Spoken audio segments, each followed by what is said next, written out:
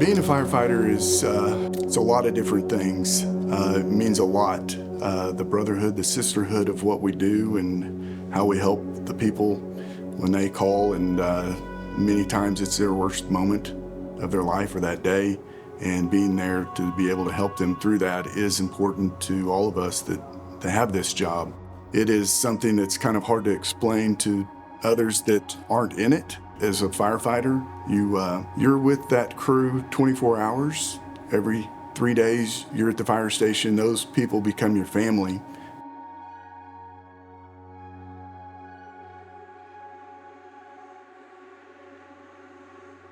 Harrison is, he's such a unique person. I think a lot of people are kind of seeing that now. We've always kind of felt like Harrison just had a gift of helping, and that's what he wanted to do. He also took that into the fire service and wanted to become a firefighter and do that. But his heart has always been about helping someone else. Ever since he was 7 or 8 years old, he wanted to be a missionary, and that was his life goal. That's what he wanted to do. And just kind of changed directions and got on the fire department. We look at it now like God had a different plan for him, and he was going to be that missionary. That's what he has been to a lot of people locally, that during this time that he's going through this cancer battle. You know, there's a lot of pain and heartache that comes with that, but he's always just had a smile on his face, and that's Harrison. As a kid, we called him Happy Harry, and it's never changed. That's who he is.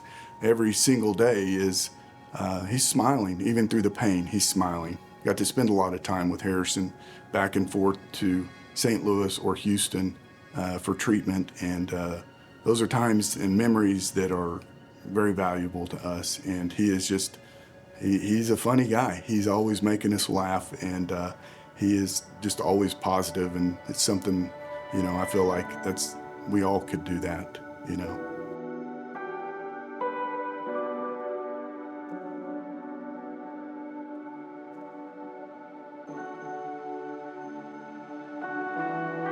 My husband was the kindest, most caring individual a person could meet, and I like to tell everybody he was probably the best human that I'll ever know.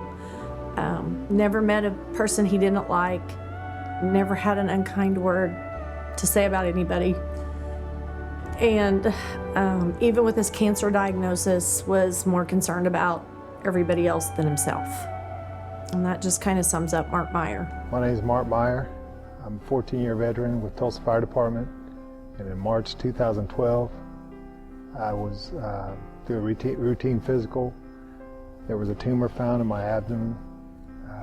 It was later diagnosed as sarcoma cancer.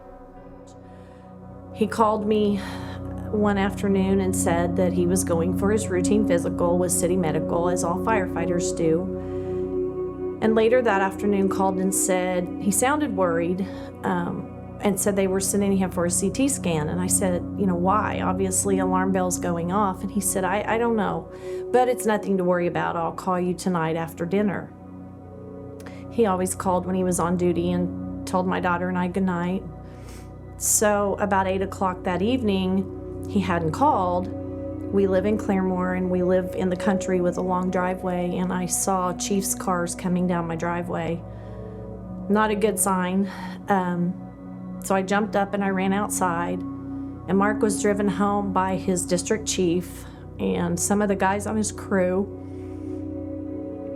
And behind Mark was my parents. So I guess on the way he had called my parents and asked him to meet them at the house, meet him at the house. Mark was not able to tell me what was going on, but his district chief, Mike Atchison, said they found cancer and we have to take him off the job. And they think it's stage 4 already. And a lot of you watching this may be familiar with the Harrison Mosby story. Mark had the same cancer. So Harrison's story is hitting really hard for me because I know what they're going through. We were fortunate that the fire department stepped up immediately and did benefits to help us raise money to be able to take the treatment that he needed.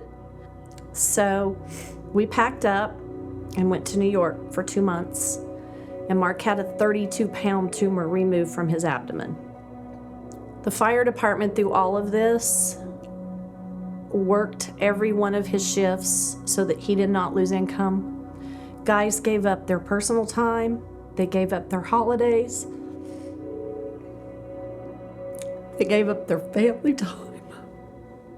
So after the New York stint, the fire department actually, when we got ready to come home, paid to send his entire crew to spend a week with us in New York and help us come home. That's something I don't know that any other organization would do, and certainly was not something that we ever expected.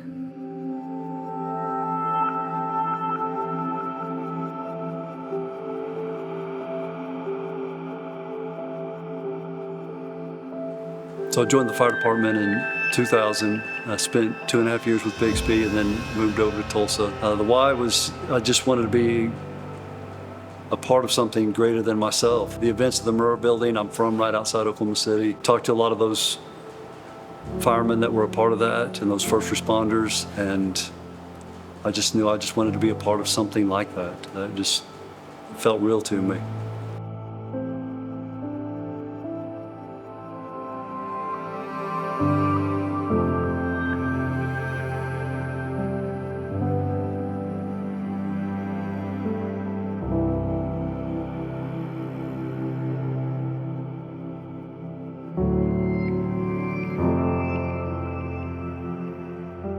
So I was diagnosed with squamous cell carcinoma of the right tonsil, and that was in November of 2009. And immediately my family here went into action on the fire department and started coming up with ways to support me and to support my family.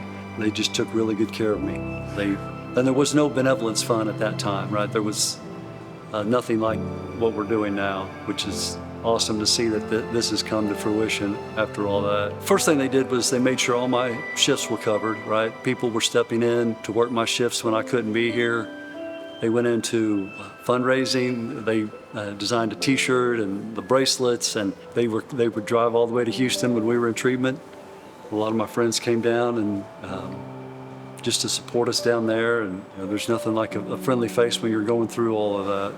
There's not a day that goes by, and I can honestly say that I think about it every day, what was given to me, and the gratitude I have for the people. It means more than you can ever know, supporting these people and giving to these people and their families and keeping them in the fight. And it really takes us all. I mean, it takes everybody to survive through all this craziness. Encourage everybody and myself even more so to get more involved and do more to be with those people when they're in that fight.